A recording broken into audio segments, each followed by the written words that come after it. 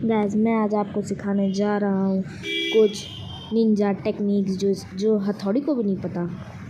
Ninja technique number 1। Guys आपको आज मैं सिखाने जा रहा हूँ एक ब्लास्ट प्रोटेक्टेड चेस्ट। सबसे पहले आपको चेस्ट के आगे ऐसे 2 बकेट पानी डालना है, फिर आप इसके ऊपर 1000 ही TNT क्यों ना फोड़ दो, इसको कुछ नहीं होने वाला।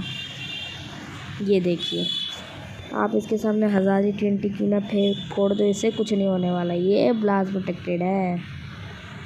Ninja technique number 2। गाइस आप निंजा थोड़ी की तरह आप भी पानी पर चल सकते हैं, इस तरह।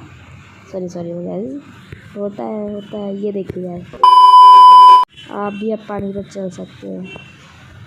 तो आज के लिए तो इतना ही, और मैं मिलता हूँ आपको एक ऐसी धमाकेदार वीडियो में।